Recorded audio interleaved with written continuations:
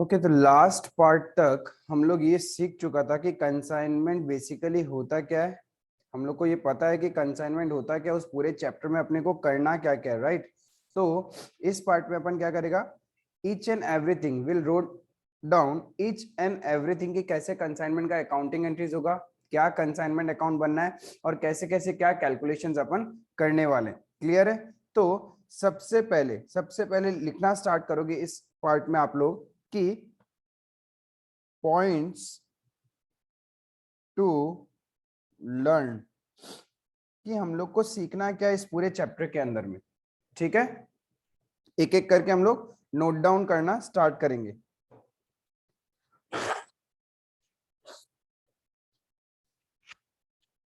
सबसे पहला,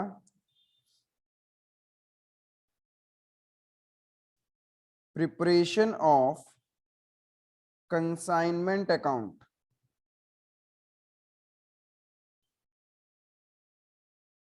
number 2, journal entries in case of consignment. Number 3, preparation of consignee account in the books of consignor। Clear है। Number 4,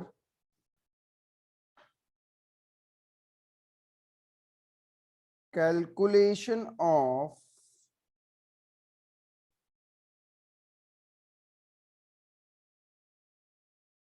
abnormal loss। Number 5, calculation of value of unsold stock lying with consignee।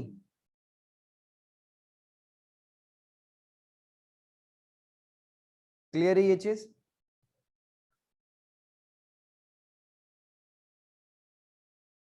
If इतना part आप लोग properly सीख जाते हैं calculate करना, तो consignment एकदम आराम से होगा। और एग्जाम में 10 मार्क का question, I guarantee it will take around 10 to 15 minutes in exam hall. एकदम आराम से हो जाएगा। मैंने लास्ट पार्ट में भी बोला था कि कंसाइनमेंट अकाउंट कुछ नहीं होता, it is just like our trading account. Clear है। तो पहले हम लोग एक ड्राफ्ट कंसाइनमेंट अकाउंट बनाएंगे, वेयर हम लोग 2 बार फॉर्मेट बनाएंगे कंसाइनमेंट अकाउंट का। ठीक है, एक एक चीज समझ के आपको दिमाग के अंदर में पिक्चराइज करना पड़ेगा कि ट्रेडिंग अकाउंट कैसा होता था। सबसे पहले सबको क्या करो, पिक्चराइज कर लो कि ट्रेडिंग अकाउंट में क्या होता था। ट्रेडिंग अकाउंट में ओपनिंग स्टॉक होता था, परचेजेज आते थी, direct expenses, sales, closing stock, gross profit and gross loss, इतना आइटम आता था। क्लियर है। अब इफ मैं बात करूं कंसाइनमेंट की, हम लोग 2 फॉर्मेट बनाएंगे। कैसा बनाएंगे, लेट्स से सपोज हमारे पास 2 सिनेरियो है। एक है मिस्टर ए, इसको अपन बना देते हैं कंसाइनर। ये कहां का है, मुंबई का। और एक है मिस्टर बी, जो है अपना कंसाइनी। क्लियर है। क्या मिस्टर बी मिस्टर ए का एम्प्लॉय है क्या? बिल्कुल भी नहीं, इंडिविजुअल पर्सन है। तो नॉर्मली हमेशा ध्यान रखना, कंसाइनर और कंसाइनी के बीच का रिलेशन जो होता है ना, वो प्रिंसिपल और एजेंट का होता है। ठीक है, एम्प्लॉयर और एम्प्लॉय का रिलेशन नहीं होता, प्रिंसिपल और एजेंट है।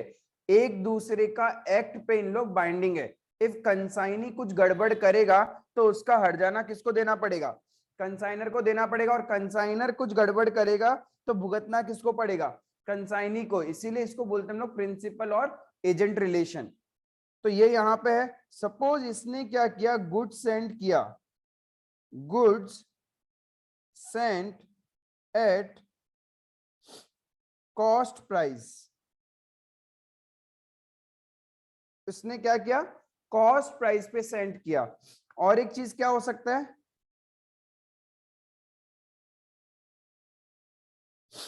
Mister A mister B same parties, इसने गुड्स कैसे सेंड किया?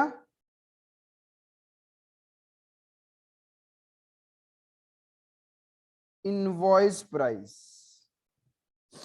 आई होप इनवॉइस प्राइस का मतलब पता, it is cost plus profit, इसको अपन बोलते हैं इनवॉइस प्राइस। क्लियर है ये चीज? नाउ कैसे बनेगा मेरा कंसाइनमेंट अकाउंट? देखो हमेशा ध्यान रखना, कंसाइनमेंट अकाउंट कौन बनाता है? कंसाइनर बनाएगा या कंसाइनी बनाएगा? कंसाइनर बनाएगा अपनी बुक्स में।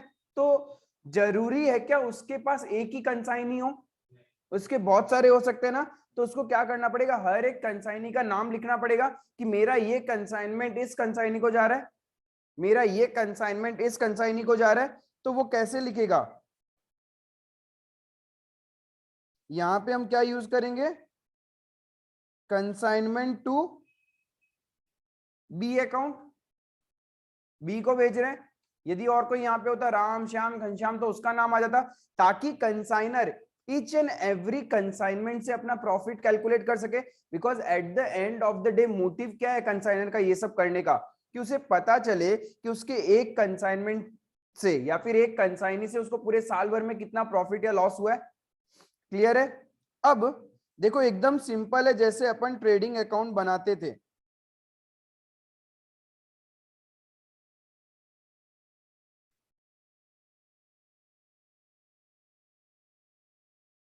इससे सिंपल चैप्टर तो कोई हो ही नहीं सकता, इतना इजी चैप्टर है।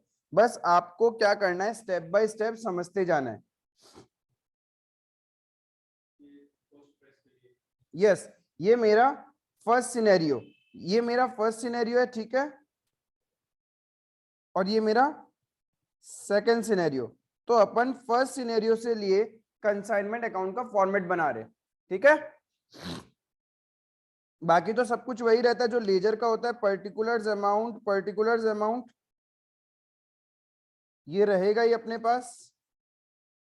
अब देखो जब भी कंसाइनर गुड्स भेजेगा तो उसके यहां से गुड्स जाएगा ना, एंड रिसीवर कौन होगा? कंसाइनी। तो कंसाइनर क्या बोलेगा? B account debit, debit the receiver to goods sent. एक तरह से जब भी गुड्स जाता है, नॉर्मली हम क्या करते थे, debtor account debit to sales करते थे ना।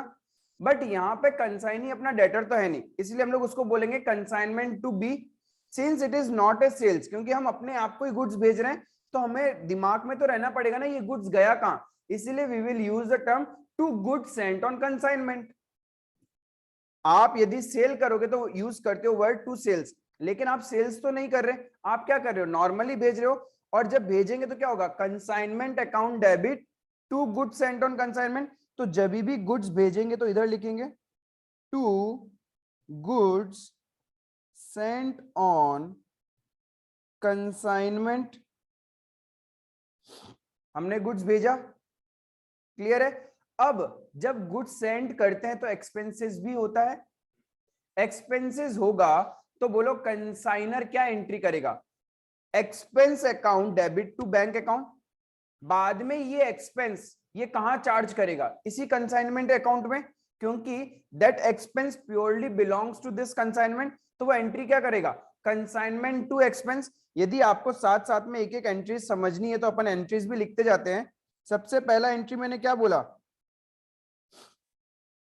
जब भी गुड सेंड करेगा तो एंट्री क्या होगा, consignment account debit to goods sent on consignment. Clear है? Goods sent to consignee.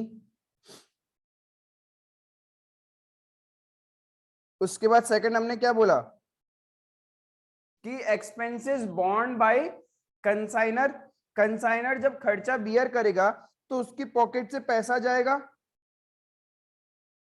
Right है। और ये एक्सपेंसेस वो किस अकाउंट में दिखाएगा? कंसाइनमेंट अकाउंट में। तो कंसाइनमेंट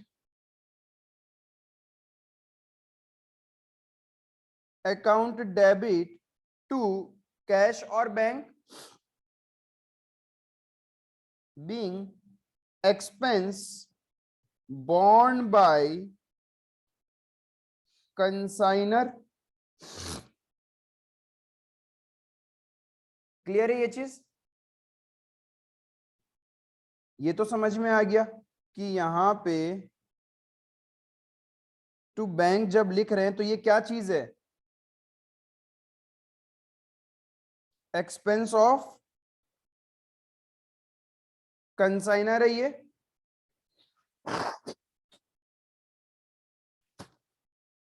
अब गुड्स पहुंचने के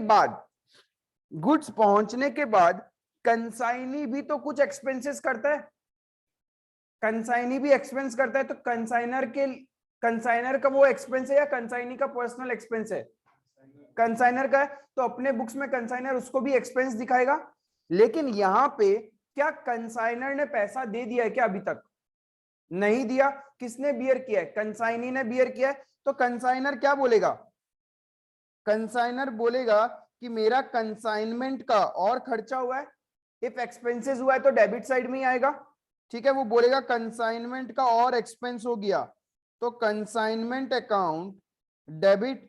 और यदि उसने वो पैसा दे दिया होता तो टू कैश या बैंक होता, बट पैसा दिया नहीं है ना, देना है। किसको देना है? तो वो क्या करेगा? कंसाइनी को लायबिलिटी बनाएगा टू कंसाइनी अकाउंट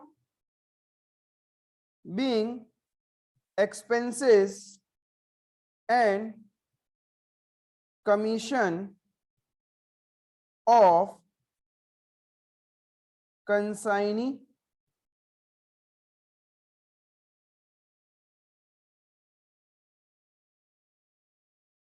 यहां तक समझ में आ रहा है? क्लियर है आपको भी? तो यहां क्या लिखेगा ये? टू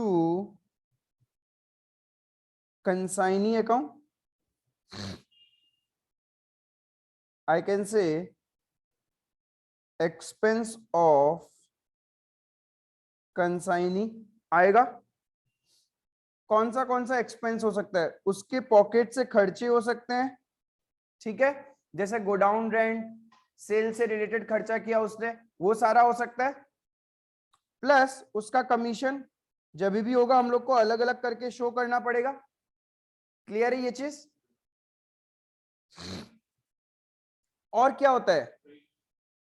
हाँ, वो सारा इसी में आ जाएगा अपना। एक्सपेंस वर्ड यूज किया ना, तो अलग अलग करके जितने टाइप के एक्सपेंस हो गए वो अपन शो करेंगे। अब और क्या हो सकता है? अब कंसाइनी क्या करेगा? अब कंसाइनी सेल करेगा। क्लियर है? तो सेल करेगा तो अकाउंटिंग क्या होगा? तो क्या पूछ रहा था मैं आप लोग से कि जब सेल करेगा तो कंसाइनी सेल करेगा ना, तो कंसाइनर क्या बोलेगा? जितना भी उसने सेल किया वो जो पैसा है लेना है अपने को। कंसाइनर क्या बोलेगा? मुझे पैसा लेना है। तो कंसाइनर क्या एंट्री करेगा? पैसा लेना है, मिला थोड़ी ना है। वो क्या बोलेगा कि कंसाइनी से लेना है, तो वो क्या करेगा? कंसाइनी अकाउंट डेबिट, और उसका जो गुड्स है वो चला गया ना, गुड्स चला गया, तो वो क्या करेगा? To consignment account. किस चीज का पैसा लेना है?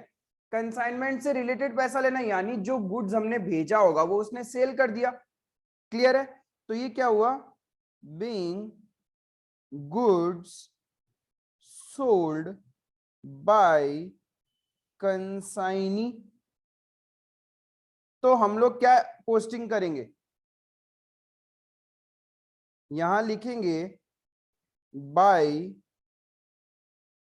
कंसाइनी अकाउंट, ब्रैकेट में लिख देंगे कि ये क्या चीज का है? उसने जो सेल किया वो तो हमें सेल्स दिखाना पड़ेगा ना। क्या ट्रेडिंग अकाउंट में आप सेल्स नहीं दिखाते थे क्या? अभी जितना भी सेल होगा हमारे लिए ये पैसा हमें किससे लेना है? हम तो उस थर्ड पार्टी को नहीं जानते, बट वी नो कंसाइनी। तो हम लोग कंसाइनी को ही क्या करेंगे, अपने बुक्स में डेटर बना लेंगे कि consignee account debit to sales. Since sales word use नहीं करेंगे तो हम क्या यूज करेंगे, कंसाइनमेंट अकाउंट। क्लियर है ये चीज? अब और क्या हो सकता है, माइट बी पॉसिबल कोई नॉर्मल लॉस हुआ है। नॉर्मल लॉस होने से कोई पोस्टिंग नहीं करते, क्यों? क्योंकि नॉर्मल लॉस से कॉस्ट पर यूनिट इंक्रीज होता है। नॉर्मल लॉस से no accounting entry is done, just cost per unit मेरा इंक्रीज हो जाएगा। क्लियर है? तो यदि आपको ध्यान रखना, इफ नॉर्मल लॉस है तो नो अकाउंटिंग रिक्वायर्ड,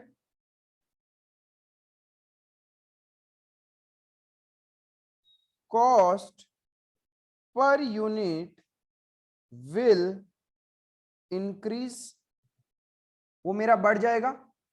लेकिन इफ एबनॉर्मल लॉस हुआ तो क्या करना है, अपने को अकाउंटिंग करना पड़ेगा। तो गुड्स आया, देखो कंसाइनमेंट अकाउंट में गुड्स आया तो इस तरफ किया ना, और गुड्स जाता है तो क्रेडिट साइड में ट्रेडिंग अकाउंट में भी वही करते थे। तो आपका एबनॉर्मल लॉस से क्या हो रहा है, गुड्स आ रहा है या जा रहा है? जा रहा है, तो क्रेडिट ही करना पड़ेगा। क्लियर है? तो what will be our accounting entry, goods जा रहा है तो कंसाइनमेंट अकाउंट क्रेडिट होगा। अब यदि आपने उसको इंश्योरेंस करवा रखा है, सपोज 10,000 का गुड्स एबनॉर्मल लॉस हुआ और आपने इंश्योरेंस करवा रखा और इंश्योरेंस कंपनी बोलती है 8,000 हम आपको दे देंगे, तो अपना लॉस कितना, 2,000। क्लियर है? तो हमारा कंसाइनमेंट अकाउंट में लॉस कितना आएगा, क्या अकाउंटिंग एंट्री होगी, जितना इंश्योरेंस कंपनी दे देगा उतना तो हम क्रेडिट इंश्योरेंस कंपनी को डेटर बना के छोड़ देंगे, और जितना नहीं देगा वो पैसा, वो मेरे लिए क्या है, लॉस है। टू कंसाइनमेंट अकाउंट, क्योंकि मेरे गुड्स क्या हो रहे, कम हो रहे। क्लियर है? बीइंग गुड्स लॉस्ट, और ये हमेशा ध्यान रखना कि ये हमेशा कॉस्ट वैल्यू पे होता है, इनवॉइस प्राइस पे नहीं होता। ये जो अकाउंटिंग है done at cost value always, not at invoice price. ऐसा हम कभी भी नहीं करेंगे कि इसको अपन इनवॉइस प्राइस पे करें, क्योंकि लॉस हमेशा कॉस्ट वैल्यू का ही होता है। क्लियर है? प्रॉफिट का क्या नुकसान है, जब एबनॉर्मल लॉस हुआ तो आप कॉस्ट के बारे में सोचो ना, कॉस्ट रिकवर्ड हो जाए वही बड़ी बात है। आगे यदि आप कस्टमर को बेचते तब आपका प्रॉफिट का लॉस या कुछ देखते हो ना, यहाँ आपने बेचा थोड़ी ना है, तो हमेशा it will be at cost price. तो एबनॉर्मल लॉस हुआ तो हम लोग यहाँ पोस्टिंग करेंगे। क्लियर है? By abnormal loss by insurance company. Clear है?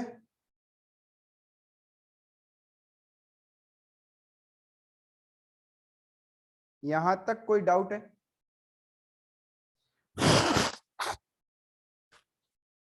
देखो कुछ नहीं किया, जो हम ट्रेडिंग अकाउंट में करते हैं अभी तक वही किया है। अब उसके बाद और क्या हो सकता है, कुछ गुड्स कंसाइनी के पास अनसोल्ड पड़ा है, तो हम लोग ट्रेडिंग अकाउंट में किधर दिखाते हैं, देखो गुड्स आया तो इधर, गया तो इधर, जो पड़ा रहेगा वो किधर आएगा, इधर आएगा ना। तो क्या करेंगे, बाय गुड्स या फिर बाय इन्वेंट्री विथ कंसाइनमेंट।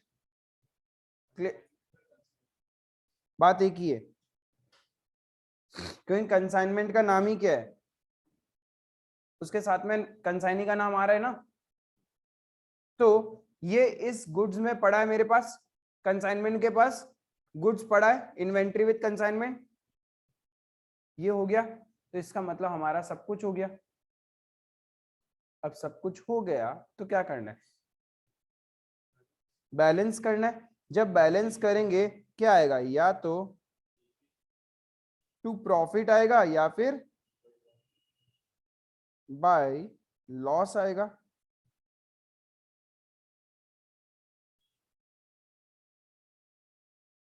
हो गया, इतना ही तो है मेरा कंसाइनमेंट अकाउंट।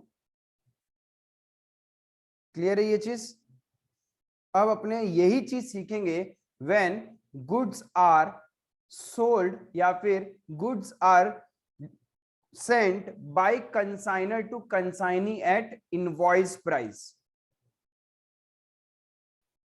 ठीक है, सो नाउ हमने देखा कि जब कंसाइनर कंसाइनी को कॉस्ट पे सेंड करता है तो क्या क्या चीज करना होता है, एंड ये जस्ट एक ट्रेडिंग अकाउंट की तरह ही बनता है। अब इनवॉइस प्राइस पे जब सेंड करेगा, तो हमने लास्ट पार्ट में डिस्कशन किया था कि जब भी इनवॉइस प्राइस में सेंड करता है तो हम लोग को लोडिंग हटाना होता है, because normally we have seen trading account में अदर देन सेल्स, क्या कोई भी चीज इनवॉइस प्राइस पे होता है क्या, अदर देन सेल्स कोई भी चीज इनवॉइस प्राइस पे नहीं होता है।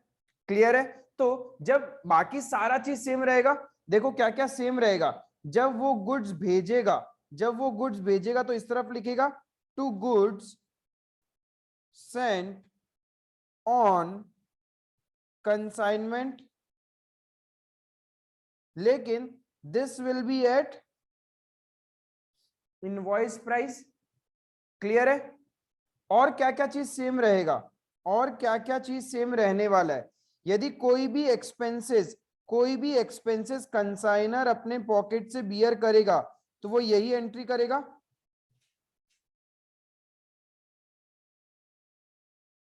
एक्सपेंसेस मेरे क्या होंगे, डेबिट साइड में ही आते हैं, और इफ कंसाइनी से रिलेटेड एक्सपेंसेस है, कंसाइनी से रिलेटेड एक्सपेंसेस है तो वो भी डेबिट साइड ही आएंगे, क्योंकि वो तो क्या करना है, हमें रिम्बर्स करना है ना वापस। तो उधर लिख देंगे टू कंसाइनी अकाउंट,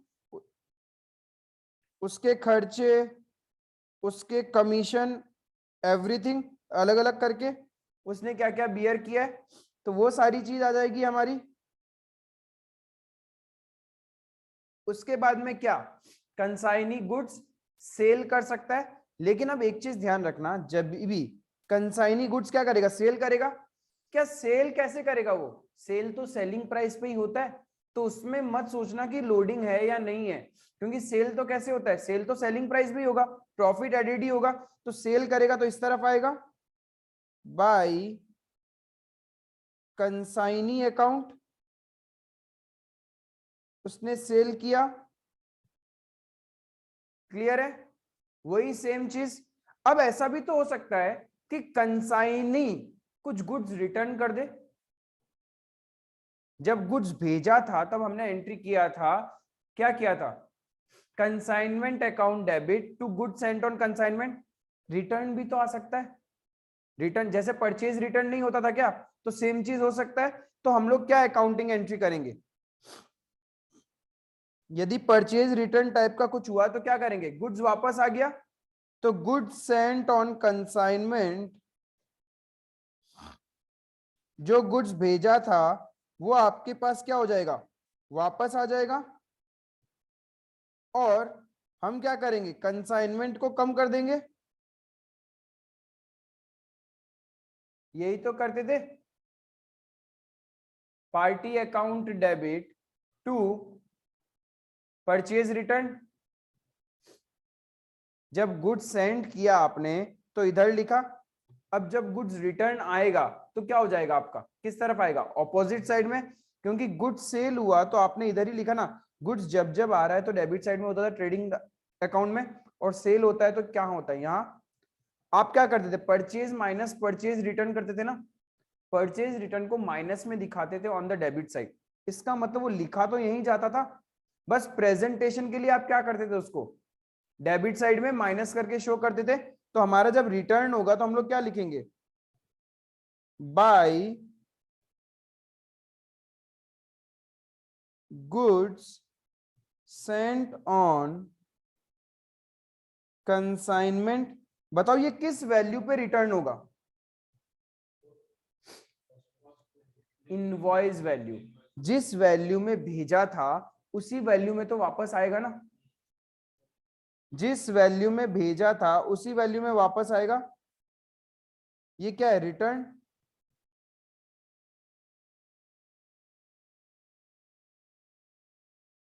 क्लियर है? और क्या हो सकता है? ऐसा भी तो हो सकता है, वही लॉस, नॉर्मल लॉस और एबनॉर्मल लॉस। एबनॉर्मल लॉस होगा तो क्या होगा? इफ इंश्योरेंस करवा रखा है तो जितना इंश्योरेंस कंपनी से लेना है उतना तो उसको अपन कर देंगे डेबिट, और बाकी हमारे लिए क्या है? लेकिन हमेशा ये किस वैल्यू पे होगा? कभी भी इनवॉइस प्राइस पे नहीं होता लॉस, ये ध्यान रखना। क्लियर है? कॉस्ट वैल्यू पे ही होगा। और क्या हो सकता है? What else can be done? ऐसा भी तो हो सकता है, हाँ, इन्वेंट्री कंसाइनी के पास रह सकता है, ये तो है ही। प्लस ऐसा भी तो हो सकता है कंसाइनी अपने पर्सनल यूज के लिए गुड्स ले जाए। कंसाइनर ऐसा चीज में डील करता है, वो अपने घर ले जाए खुद के यूज के लिए, बोलता है बाहर से खरीदो, इससे अच्छा मैं यहीं से लेके चला जाता हूँ। तो वो भी तो हो सकता है। तो गुड्स तो गया, उसके लिए कंसाइनर क्या करेगा? कंसाइनी से पैसा तो लेगा ना। तो क्या एंट्री करेगा? Consignee account debit to goods sent on consignment. Goods कम हो रहा है ना, बट ये तो कोई सेल तो है नहीं, तो क्या करेगा? बाय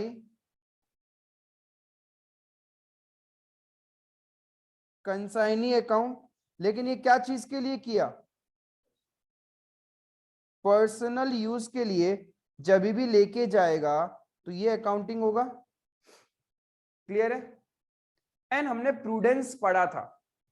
इफ कंसाइनर को कंसाइनी से रिलेटेड नेक्स्ट फाइनेंशियल ईयर में कोई एक्सपेंसेस बियर करना है, इसी करंट ईयर में डिसाइड हो चुका है वो होना ही है, ठीक है, कोई भी चार्जेस है या कोई एक्सपेंस है जो नेक्स्ट ईयर में बियर करने, कौन बियर करेगा? कंसाइनर। तो कंसाइनर अपने बुक्स में आज ही प्रोविजन बना लेगा ना। हमें पता है कि जब हमारा फ्यूचर लाइबिलिटी है एंड ऑलमोस्ट सर्टेन लाइबिलिटी है तो हम लोग प्रोविजंस बनाते हैं। प्रोविजन बनाने का एंट्री क्या होता था? Profit and loss account debit to provision for expense. जैसे करते थे ना तुम लोग, provision for doubtful debts, provision for depreciation. तो यहाँ पे एक एक्सपेंस श्योर है, होना ही है, तो आज ही प्रूडेंस के अकॉर्डिंग हम उसको एक्सपेंस मान लेंगे। ठीक है? और ये एक्सपेंस किसके लिए हो रहा है? कंसाइनमेंट के लिए हो रहा है। तो we can create certain provision also to provision for expense। यदि ऐसा कुछ करना हुआ तो वो भी इस कंसाइनमेंट से रिलेटेड ही है। क्लियर है? अब देखो कि इनवॉइस प्राइस में क्या एक्स्ट्रा करना पड़ेगा। ये सारा चीज तो आपको क्या करना पड़ता है, इफ कॉस्ट प्राइस पे सेंड किया तभी भी यही सब करना है। लेकिन नया क्या आ गया? क्लियर है? तो हमें क्या करना पड़ेगा? इस वैल्यू से इसका प्रॉफिट हटाना पड़ेगा, लोडिंग हटाना पड़ेगा ना, तभी तो मेरे को करेक्ट प्रॉफिटेबिलिटी मिलेगा। हम्म, वो इनवॉइस वैल्यू पे ही होगा, वो किसी भी वैल्यू पे हो। हम तो पूरा पैसा लेंगे कंसाइनी से, कंसाइनी अपना सगा थोड़ी लगता है, हम पूरा पैसा लेंगे उससे। अब और क्या हो सकता है? जब हमने इनवॉइस प्राइस पे सेंड किया, इनवॉइस प्राइस पे जब सेंड किया तो इसमें प्रॉफिट लगा हुआ था, तो सबसे पहला काम है प्रॉफिट हटाना। तो प्रॉफिट हटाएंगे कैसे? इस सपोज यहां पे डेबिट करना था 10,000 से, मैंने डेबिट किया है 15,000 से, तो 5,000 तो प्रॉफिट है ना। तो क्या करूं, हटाऊं कैसे? काट के हटाऊं क्या? 5,000 में क्रेडिट में लिख दूं तो ऑटोमेटिकली आ गया कॉस्ट पे, है ना। इसी तरीके से लोडिंग हटाया जाता है। By goods sent on consignment क्या लिख देंगे, लोडिंग। नहीं, लिखना नहीं है, ये जस्ट अंडरस्टैंडिंग पर्पस के लिए बार बार लिख रहा हूं, ताकि जब तुम रिवीजन करो तो तुम्हें क्लैरिटी हो कि हमने क्यों ऐसा किया था। बाकी तो क्वेश्चन से रिदम आ जाएगा अपने पास में। सॉरी, ये भी क्या है,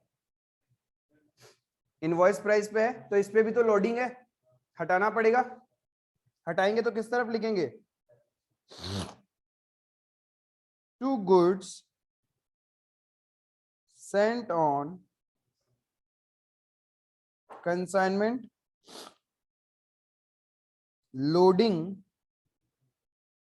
ऑन रिटर्न, वो हटा दिया हमने। अब क्या होगा,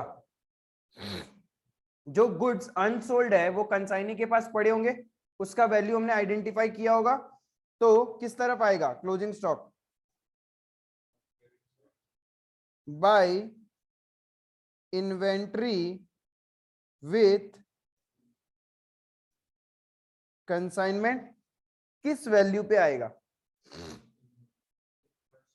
इनवॉइस पे, क्योंकि पहले तो हम कंसाइनी के पास कितना रुपीस का कितना गुड्स पड़ा है वो निकाल रहे हैं ना, पहले तो वो वैल्यू निकाली जाती है, बाद में उसको हम हमारी अकाउंटिंग में लेंगे। तो पहले तो क्या आएगा, ये इनवॉइस प्राइस पे ही आएगा, ऑलवेज एंड ऑलवेज। फिर इससे रिलेटेड हम क्या करेंगे, लोडिंग हटानी पड़ेगी, क्योंकि हमें पता है कि प्रूडेंस क्या बोलता है, कॉस्ट और मार्केट वैल्यू, AS2 में पढ़ा था, वैल्यूएशन ऑफ इन्वेंट्री, तो इसको कॉस्ट पे लाना पड़ेगा। कॉस्ट पे लाएंगे तो क्या करेंगे, इससे ऊपर जो लोडिंग है वो हटाना पड़ेगा, तो उसको अपन बोलते हैं स्टॉक रिजर्व। क्या बोलते हैं, stock reserve, to stock reserve loading on closing stock. Clear है, तो नेट रिजल्ट क्या मिलेगा आपको, प्रॉफिट और लॉस। नेट रिजल्ट आपको मिल जाएगा प्रॉफिट और loss, to net profit balancing figure. If credit side ज्यादा है तो, या फिर डेबिट साइड ज्यादा है तो क्या होगा, बाय नेट लॉस, ग्रॉस नहीं, इस कंसाइनमेंट के लिए तो नेट ही है, फिर ये नेट कहां चला जाएगा मेरा, प्रॉफिट एंड लॉस अकाउंट में चला जाएगा। जब हम बिजनेस का प्रॉपर निकालेंगे ना, then this profit, net profit और net loss is transfer to the profit and loss account, क्योंकि वो हम ओवरऑल प्रॉफिट एंड लॉस बनाएंगे। लेकिन ये तो क्या है, एक पर्टिकुलर एजेंट के साथ मैंने साल भर में कितना नेट प्रॉफिट या नेट लॉस अर्न किया वो निकाला है हमने कंसाइनमेंट अकाउंट से, और बिजनेस का जब निकालना है तो उसके लिए प्रॉफिट एंड लॉस अकाउंट अलग से बनेगा, उसमें ये प्रॉफिट लॉस कंपाइल हो जाएगा। इस तरीके से अपना क्या बनता है, कंसाइनमेंट अकाउंट बनेगा जब भी आप इनवॉइस प्राइस पे सेंड करेंगे। आई होप ये चीज क्लियर है आपको। सो वी हैव सीन कि कंसाइनी को यदि कॉस्ट में गुड सेंड करेगा तो कैसे हम लोग का कंसाइनमेंट अकाउंट बनता है, एंड कंसाइनर यदि कंसाइनी को इनवॉइस प्राइस पे गुड सेंड करेगा तो हम लोग को लोडिंग एलिमिनेट करना होता है। अब कंसाइनर क्या करता है, और एक चीज करता है, क्योंकि लास्ट में क्या होगा, जब कंसाइनमेंट का एंड का डेट आएगा तब अपने को हिसाब क्लियर करना पड़ेगा कंसाइनी के साथ, तो कंसाइनर क्या करता होगा, कंसाइनी का अकाउंट बनाता होगा। अब जब भी कंसाइनी का वो अकाउंट बनेगा तो क्या क्या एंट्री होगा, एक हमने देखा था कि जब भी कंसाइनी गुड सेल करता है, जब भी कंसाइनी गुड सेल करता है तो हम लोग क्या अकाउंटिंग एंट्री करते हैं, हम ये करते हैं ना, तो यही पोस्टिंग क्या हो जाएगा, उसके पर्सनल अकाउंट में भी जाएगा, टू कंसाइनमेंट अकाउंट। तो इधर अपन क्या लिख देंगे, क्योंकि क्या है, consignee consignee is a debtor और क्रेडिटर फॉर द कंसाइनर। क्या है, यदि वो कंसाइनर का गुड्स बेच रहा है तो बेच के पैसा किसके पास आएगा, कंसाइनी के पास, तो कंसाइनर उससे वो पैसा लेगा ना, तो यानी इसका मतलब पैसा लेना है, consignee is a debtor. Clear है, तो debtor account debit to sale जैसा अपन करते थे ना, तो कंसाइनी यदि डेटर है, उससे अपने को पैसा लेना है, क्या चीज का लेना है, क्योंकि उसने मेरा क्या किया है, गुड सेंड किया है, तो टू कंसाइनमेंट अकाउंट। जब भी कंसाइनी से पैसा लेना है तो उसके डेबिट में आएगा, because consignee is our debtor. उसने क्या किया है, सेल किया, इतना पैसा उससे लेना है। बट बहुत बार प्रैक्टिकली क्या होता है कि कंसाइनमेंट के केस में हम लोग कंसाइनी से कुछ एडवांस ले लेते हैं। यदि बहुत बड़ा कंसाइनमेंट है तो हम लोग क्या करते हैं, कंसाइनी से एडवांस मंगवा लेते हैं बहुत बार, ठीक है। तो एडवांस ले लेंगे उससे, तो अकाउंटिंग एंट्री क्या होगा, हमारे पास पैसा आया तो bank account debit to consignee. और यदि एडवांस पैसा नहीं लिया, हमने उससे क्या किया, बिल का एक्सेप्टेंस ले लिया, तो अकाउंटिंग एंट्री क्या होगा, bills receivable account debit to consignee account, ये दो ही होगा। तो इन दोनों का पोस्टिंग भी आएगा बाय बैंक अकाउंट इफ कोई एडवांस हमने लिया है उससे, या फिर by bills receivable account. Consignee अपने पॉकेट से जो भी एक्सपेंसेस करेगा वो किसको देने होते हैं, तो वो एक्सपेंसेस के लिए कंसाइनी क्या बोलता है, हमसे लेना है। तो फॉर हमें पे करना है कंसाइनी को, तो कंसाइनी क्या होगा, हमारे लिए क्रेडिट होगा, हमें पे करना है। फॉर आस कंसाइनी ने सपोज गोडाउन रेंट दिया, तो वो गोडाउन रेंट का एक्सपेंस कौन दिखाएगा अपने बुक्स में, कंसाइनर। तो कंसाइनर क्या बोलेगा, एक्सपेंस अकाउंट डेबिट, क्या उसने पे किया है क्या, नहीं, तो किसको देना है, टू कंसाइनी। तो क्या करेगा, बाय एक्सपेंस अकाउंट, बट वो एक्सपेंस हम नॉर्मली कहां शो करते हैं, कंसाइनमेंट में, तो बाय कंसाइनमेंट अकाउंट। क्या क्या चीज हो सकता है, एक्सपेंस का पैसा देना पड़ सकता है और कमीशन का भी।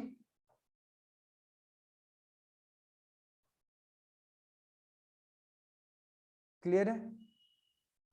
फिर लास्ट में क्या होगा, या तो नेट कंसाइनी हमसे पैसा मांगेगा, या फिर हम लोग कंसाइनी से लेंगे।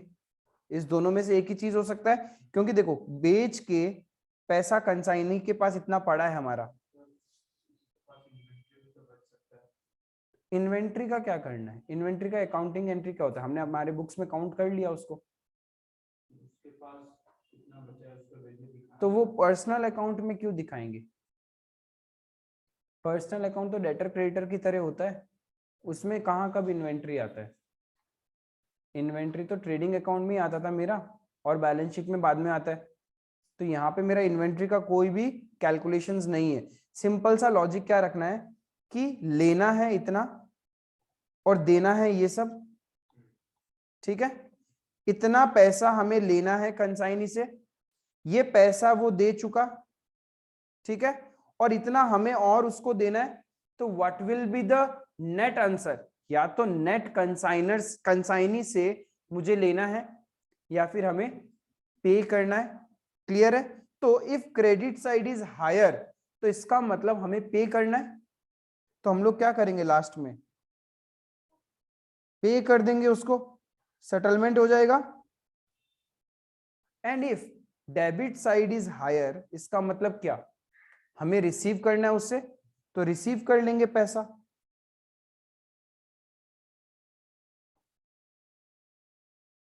और कंसाइनी का पर्सनल अकाउंट खत्म। इतना ही तो होता है कंसाइनी के पर्सनल अकाउंट में, और क्या होगा, और तो कंसाइनी कुछ करता ही नहीं है। नहीं, हाँ बैलेंस हो सकता है यदि इमीडिएटली हमने पे नहीं किया। देखो इफ आप इमीडिएटली नहीं पे करोगे तो वो क्या रहेगा, बैलेंस रहेगा, फिर कैरी फॉरवर्ड होगा। हो सकता है ना कि आप इस करंट ईयर में पे नहीं कर रहे हो, आप नेक्स्ट फाइनेंशियल में हिसाब करो उसके साथ में, तो वो कैरी फॉरवर्ड रहेगा एज ए डेटर और क्रेडिटर, तो वो भी हो सकता है।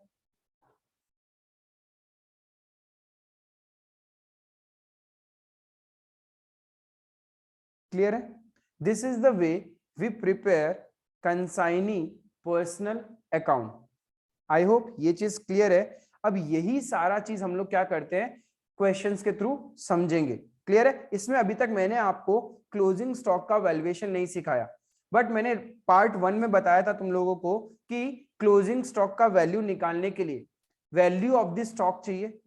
जब कंसाइनर कंसाइनी को गुड्स भेजेगा तब उस गुड्स का कॉस्ट तो कंसीडर करना ही करना है, प्लस भेजने में जितना भी एक्सपेंसेस लगा will also form part of the cost, क्योंकि वो भी क्या है, डायरेक्ट एक्सपेंस। जब तक कंसाइनी के घर पे वो गुड्स नहीं पहुंच जाता तब तक के जितने भी एक्सपेंसेस होते हैं आर डायरेक्ट एक्सपेंस। लेकिन एक बार गुड्स पहुंच गया उसके बाद कंसाइनी ने कोई भी एक्सपेंस किया है then it is an indirect expense, वो कॉस्ट में ऐड नहीं होगा। क्लियर है? ये चीज दिमाग में रहेगा, नहीं है तो फिर से एक बार रिवाइज कर लेना पार्ट 1। क्लियर है? तो ये चीज आप आराम से नोट डाउन कीजिए। उसके बाद हम लोग प्रैक्टिकल क्वेश्चन के साथ देखते हैं कि कैसे करेंगे। फटाफट कीजिए। Now whatever we have understood, हम लोग समझेगा इस एक इलस्ट्रेशन से। ठीक है? दिस इलस्ट्रेशन बेसिकली कवर्स कि जब कंसाइनर कंसाइन को गुड्स कॉस्ट पे सेंड करता है। क्लियर है? तो पहले प्रॉपर्ली क्वेश्चन रीड करो, उसके बाद मैं बताऊंगा कि कैसे आपको सॉल्व करना है। हमेशा क्वेश्चन को रीड करने में इंपॉर्टेंस दिया करो। 1000 toys consigned by Rosy and company of Calcutta to Sahu of Srinagar, यानी यहां पे कैन आई से रोजी एंड कंपनी मेरी कंसाइनर है और साहू ऑफ श्रीनगर क्या हो गया, कंसाइनी। 1000 टॉयज कंसाइन किए at a cost of 150 each, एक टॉय की वैल्यू है 150। Rosy and company paid freight insurance, ठीक है, during the voyage 100 toys were totally damaged by fire. ये क्या है, नॉर्मल लॉस है या एबनॉर्मल लॉस है? Abnormal loss. आग लगने को अपन बचा सकते थे, प्रॉपरली प्रोटेक्शन के साथ भेजते, कोई ऐसी चीज में हम पैक करके भेजते जहां पे आग लगती नहीं। आग तो डिफॉल्ट की वजह से लगती है ना, नेचुरल थोड़ी है। नॉर्मल लॉस तो है नहीं ना, ये नेचुरल कैलेमिटी है, but it is treated as abnormal loss. ऐसा होना ही है क्या, एक जगह से दूसरे जगह टॉयज जा रहे हैं, हर बार आग लगना ही है क्या? ऐसा तो नहीं है ना। Hence fire is an abnormal loss. गिर गया then it is a normal loss, then it is an abnormal loss. Because बारिश से बचाने के लिए आप अच्छे से पैक करके भेजते, आपका पैकेजिंग अच्छा नहीं था इसीलिए तो वो खराब हुआ है। क्लियर है? यस, यहां तक क्लियर है कि 1000 टॉयज भेजे हैं, 150 रुपए का एक टॉयज है, और भेजने के लिए उसका एक्सपेंसेस लगा है फ्रेट और इंश्योरेंस 10,000 एंड 1500, और उसके बाद रास्ते में 100 टॉयज तो खराब हो चुके हैं and had to be thrown overboard, और वहीं रास्ते में उसको फेंकना पड़ा। Sahu took delivery of the remaining toys and paid 14,400 as custom duty, यानी कस्टम पोर्ट पर माल आया और वहां से घर तक लाने के लिए पहले कस्टम क्लियरेंस करवाना पड़ता है, वहां कंसाइनी की पॉकेट से एक्सपेंस हुआ 14,400 का। उसके बाद क्या बोल रहा है, Sahu sent a bank overdraft to Rosy and company for 50,000 as advance payment. बहुत बार भेजता है कंसाइनी, कंसाइनी ने क्या किया, कंसाइनर को एडवांस में ही पैसा भेज दिया and letter sent an account sale. Account sale क्या था, डिटेल कि उसने कितना गुड्स भेजा, उसके पॉकेट से कितना एक्सपेंस हुआ, उसका कितना कमीशन बनता है, उसने कितना एडवांस पे कर चुका है ऑलरेडी, और नेट उसको कितना मिलना है, वो पूरा डिटेल उसने भेजा होगा। उस डिटेल को अपन बोलते हैं account sale, showing that 800 toys had been sold at 220 each, इतना उसने बेच दिया। Expenses incurred by Sahu on godown rent and advertisement etcetera amounted to 2000, ये साहू के पॉकेट से यानी कंसाइनी के पॉकेट से एक्सपेंस हुआ है। Sahu was entitled to a commission of 5%, कितना कमीशन मिलना है, 5%। One of the credit customer could not pay for 5 toys, इसका मतलब बैड डेब्ट्स। अब यहां पे ये बैड डेब्ट्स का एक्सपेंस कौन बियर करेगा, कंसाइनर, बिकॉज बोला नहीं है कि जो कमीशन कंसाइनी को मिलेगा it's a del credere commission. If question ऐसा बोल देता it is a del credere commission, तो ये बैड डेब्ट्स कौन बियर करता, कंसाइनी खुद बियर करता। क्लियर है? You are required to prepare the consignment account, goods sent on consignment account, inventories on consignment account and Sahu account. ठीक है, आपका मेन फोकस इस दो अकाउंट में होना चाहिए, बाकी तो कुछ नहीं है, एकदम पानी है। Assuming that nothing has been recovered from the insurer due to a defect in the policy, यानी जो मेरा एबनॉर्मल लॉस हुआ है उसका मैंने इंश्योरेंस तो करवा रखा था, लेकिन इंश्योरेंस कंपनी से 1 टका भी नहीं मिला, इसका मतलब पूरा का पूरा लॉस है अपना। क्लियर है? अब इसी चीज को मैं फिगर्स के साथ ब्रेक करता हूं। ठीक है, अब क्वेश्चंस आपके सामने था ही, आप लोगों ने बुक में ओपन कर रखा होगा। इलस्ट्रेशन नंबर 3 देखो क्या क्या हुआ, फिर से मैं इसी कहानी को लिखता हूं। इसी कहानी को हम लोग फिर से लिखते हैं। एक है रोजी एंड कंपनी और एक है साहू। साहू मूवी वाला साहू नहीं है ये, ठीक है, ये है। इसने क्या किया, इसको गुड्स भेजा, यहां से गुड्स निकला। ये मेरा कौन है, और ये मेरी कंसाइनी। गुड्स भेजा, कितने गुड्स भेजे हैं? 1000 टॉयज, और एक टॉयज की वैल्यू कितनी है?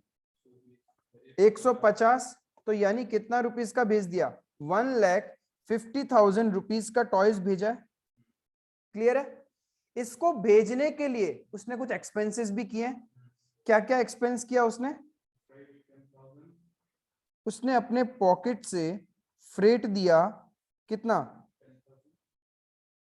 ओके, एंड इंश्योरेंस 1500, बस ये खर्चा किया उसने। वो कंसाइनी ने अपने पॉकेट से दिया, कंसाइनर ने नहीं दिया। गुड्स भेजने के टाइम तो कंसाइनर ने अपने पॉकेट से ये सारा एक्सपेंस किया। अब रास्ते में गुड्स जा रहा है, जा रहा है, जा रहा है, जा रहा है, जा रहा है, और यहां लग गया आग। चुम, आग लग के क्या हो गया? कितने खराब हो गए? 100 टॉयज खत्म हो गए। क्लियर है? यहां से फिर आगे गुड्स आया। This is my custom port, यहां तक आया। कस्टम पोर्ट तक कितने टॉयज आए होंगे? 900 टॉयज। क्लियर है? 900 टॉयज को कंसाइनी अपने घर तक लेके आएगा। लाने के लिए उसका एक्सपेंस कितना लगा? कस्टम ड्यूटी लगा ना, कितना? 14,400। क्लियर है? अब यहां पे कंसाइनी के गोडाउन में 900 टॉयज आ चुके हैं। क्लियर है? अब इसने क्या किया? 900 टॉयज में से कितना सेल कर दिया? 800 टॉयज सेल कर दिया एट द रेट 220। इतना में सेल कर दिया उसने। 1,76,000। कितना उसके स्टॉक में पड़ा है?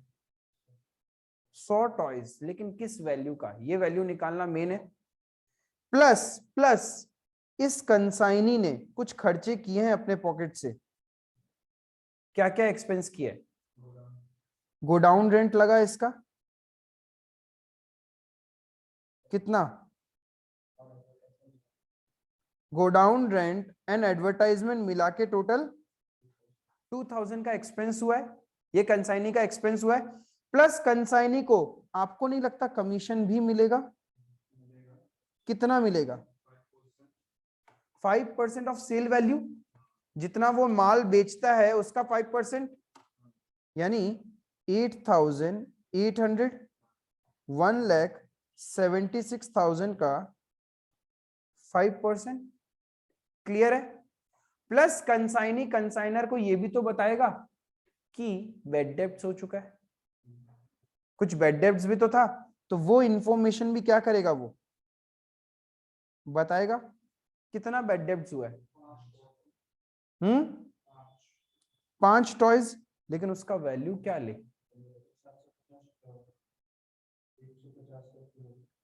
बिल्कुल नहीं, बिल्कुल नहीं। अब देखो वैल्यू कैसे निकालते हैं। आपने जब 1000 टॉयज भेजा था, तो 150 का था, लेकिन क्या ये एक्सपेंसेस नहीं लगे थे क्या, डायरेक्ट एक्सपेंस? क्या ये डायरेक्ट एक्सपेंस नहीं है? इंश्योरेंस 1500 है, ठीक। तो ये भी तो आपके डायरेक्ट एक्सपेंस है ना, यानी कहना इससे क्या क्या चीज होगा, देखो क्या क्या कैलकुलेशन करना है। सबसे पहले यहां पे मेरा गुड्स खत्म हो गया था, तो इसमें कितना लॉस हुआ है वो निकालना पड़ेगा, 100 टॉयज का। फिर हम आगे चलेंगे, तो मुझे कोई वर्किंग बनाना पड़े, कैलकुलेशन ऑफ एबनॉर्मल लॉस। हाँ बोलो। हाँ 1000 पे, पहले तो 1000 पे ही लगा ना फ्रेट और इंश्योरेंस, लेकिन ये जो 14400 है ये कितने टॉयज पे लगा है, ये 900 टॉयज पे लगा है। इसीलिए आपको क्या करना चाहिए, टाइम ग्राफ का यूज करना चाहिए, ताकि आपको पता रहे किस पॉइंट पे क्या एक्सपेंसेस आपका इनकर हुआ है। अब मुझे इतना पता है, मुझे इसका लॉस निकालना है, it's an abnormal loss. Abnormal loss तो कॉस्ट पे ही होता है, तो इस 100 टॉयज का कॉस्ट क्या है? No, I said cost, I didn't said purchase price. 150 तो परचेज प्राइस हो गया, कॉस्ट का मतलब डायरेक्ट एक्सपेंसेस ऐड करने होते हैं, राइट? तो कैसे निकालेंगे?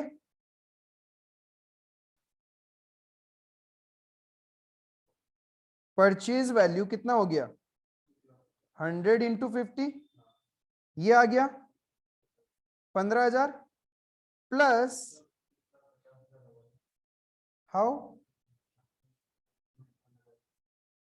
डायरेक्ट एक्सपेंस जो भी लगे हैं वो भी तो कॉस्ट में ऐड होंगे। टोटल डायरेक्ट एक्सपेंस आपका यहां तक कितना लगा, यहां तक पहुंचने में कितना लगा, 11,500, and it was incurred for 11,500 cost लगा कितने टॉयज के लिए, 1000 टॉयज पे। तो पर टॉयज का ये कॉस्ट निकल जाएगा, और हमें किसका निकालना है, 100 टॉयज का। तो कितना आ गया, 11,500 डिवाइड बाई 1000 इंटू 100, यानी 1150। This is my abnormal loss. Clear है? और एक इंपॉर्टेंट चीज क्या निकालना है, क्लोजिंग स्टॉक का वैल्यू।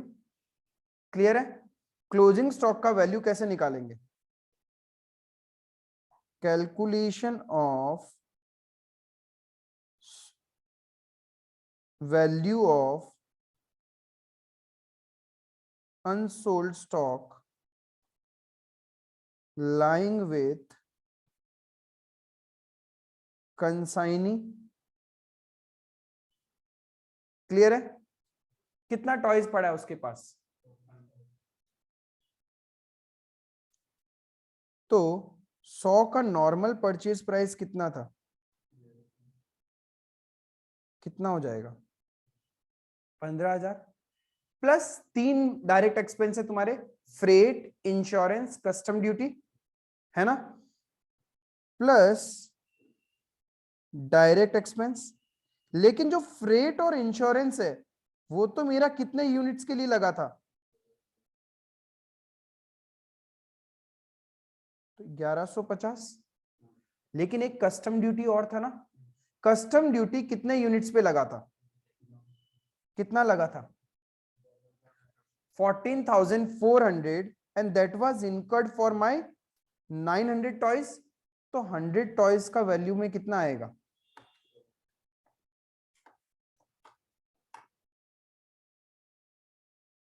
तो मेरा वैल्यू ऑफ क्लोजिंग स्टॉक क्या होगा, 17,750। आया समझ में कैसे निकालते हैं, how we consider direct expense. Abnormal loss भी कैसे निकालना है, क्लियर है कि कौन से पॉइंट का डायरेक्ट एक्सपेंस कितने यूनिट्स पे और कहां पे कंसीडर करना है। इफ मैं ये नहीं बनाता तो आप हमेशा कंफ्यूज रहते कि क्यों मैंने ये खर्चा सिर्फ 900 टॉयज पे लिया और क्यों मैंने ये एक्सपेंसेस 1000 टॉयज के अकॉर्डिंग लिया। क्लियर है ये चीज, समझ में आया? अब कंसाइनमेंट अकाउंट बनाना 2 मिनट का काम है, इतना काम हो गया ना। फिर कंसाइनमेंट अकाउंट बनाना 2 मिनट का काम है। देखो कितना फटाफट कंसाइनमेंट अकाउंट आपका बन सकता है। हाँ, बेड डेब्ट्स का भी अमाउंट चाहिए कैलकुलेशन, लो निकाल देते हैं। कैलकुलेशन ऑफ बेड डेब्ट्स, इसमें क्या बड़ी बात है, कितने रुपए में बेचा था,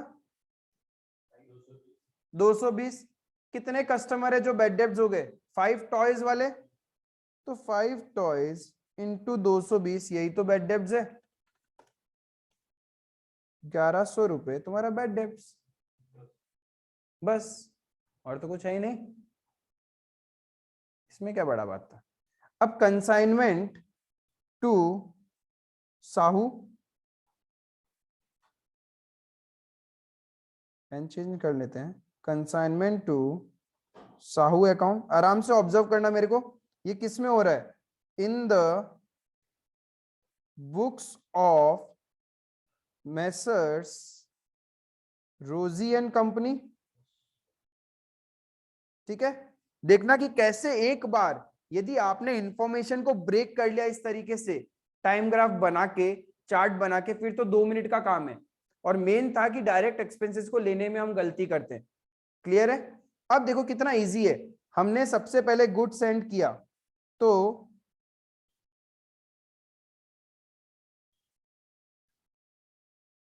to goods sent on consignment, कितने 1000 टॉयज, और एक टॉयज की वैल्यू 150, यानी 1,50,000 का गुड्स सेंड किया हमने। क्लियर है ये चीज। फिर एक्सपेंसेस इनकर्ड किए, तो टू कैश अकाउंट, फ्रेट और इंश्योरेंस का था ना, टोटल कितना था फ्रेट और इंश्योरेंस, 11,500, ये भी हो गया। और कुछ एक्सपेंसेस कंसाइनी ने बियर किए। क्या क्या बियर किया उसने, एक तो कस्टम ड्यूटी, कितने का, 14,400, और गोडाउन एंड एडवर्टाइजमेंट 2,000, उसका कमीशन कितना बना था अपना, 8,800, है ना, तो 8,800। फिर बेड डेब्ट्स, बेड डेब्ट्स भी क्या है, एक्सपेंस ही है, लॉस है, तो वो मेरे डेबिट साइड में आएगा कितना, 1100। तो टोटल कंसाइनी को हमें कितना पे करना पड़ेगा, 14,400 प्लस 2,000 प्लस 8,800 प्लस 1,100, 26,300 अपने को पे करना है। क्लियर है। अब जो कंसाइनी ने सेल कर दिया वो हम कंसाइनी से लेंगे, बाय कंसाइनी अकाउंट, ब्रैकेट में सेल लिख देंगे, कितना सेल किया उसने, 1,76,000।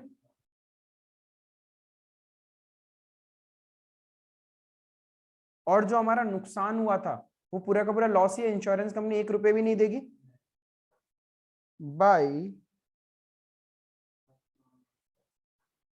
एबनॉर्मल लॉस 16,150, उसकी वैल्यू हमने निकाली थी, है ना। बाद में क्या है, बाय इन्वेंट्री ऑन कंसाइनमेंट, कितना निकाला था हमने, 17,750। लास्ट में अब आप प्लस माइनस करोगे, सारा पोस्टिंग हो चुका है, इतना ही आता है, हमने प्रोफॉर्मा भी बनाया था, यही सारी एंट्रीज होती है। अब क्या निकलेगा तुम्हारा, प्रॉफिट और लॉस ऑन कंसाइनमेंट। तो क्रेडिट साइड ज्यादा दिख रहा है मेरे को, to profit and loss account balancing figure कितना आएगा अपना, 176 plus 16 150 plus 17 750 minus 150 minus 11 500 minus 26 300।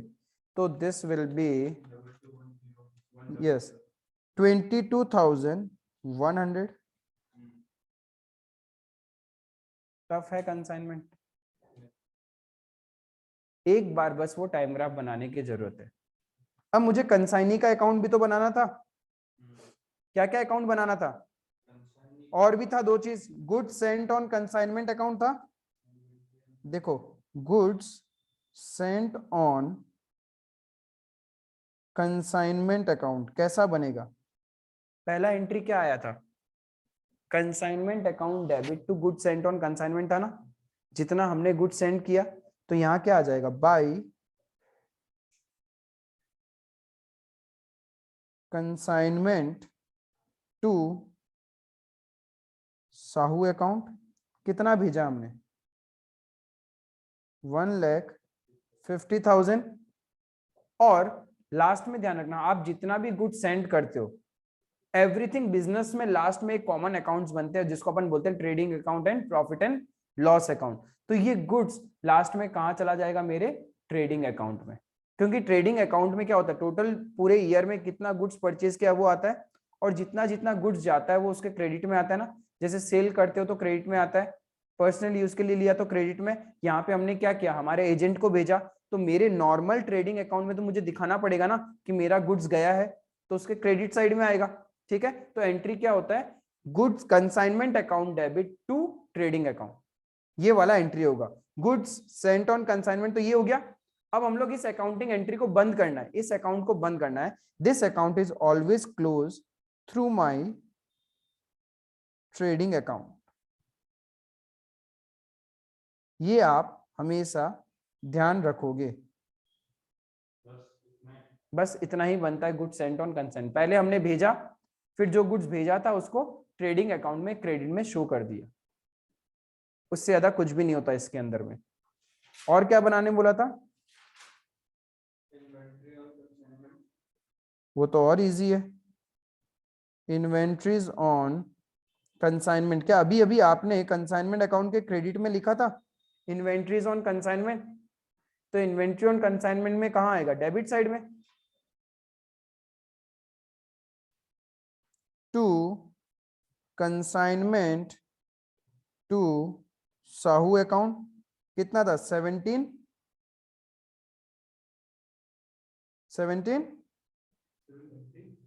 750। Clear है? बस ये पड़ा रहेगा, उसके पास पड़ा है।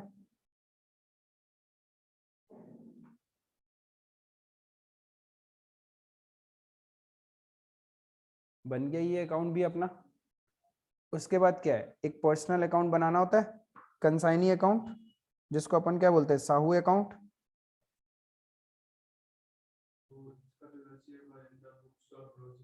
ये सब कुछ इन द बुक्स ऑफ रोजी एंड कंपनी चल रहा है, ऊपर में मेन हेडिंग डाल दिया था मैंने।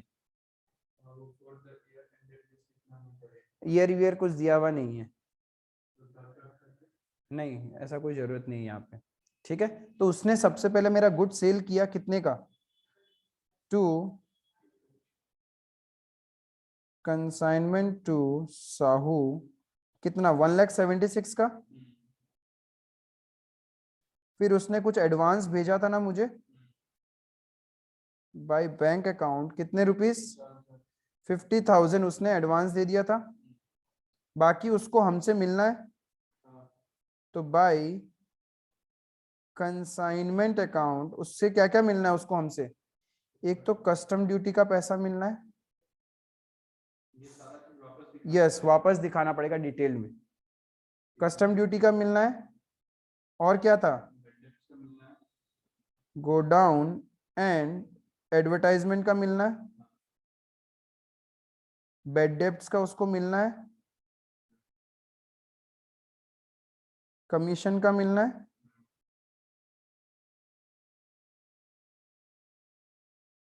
तो टोटल कितना मिलना है?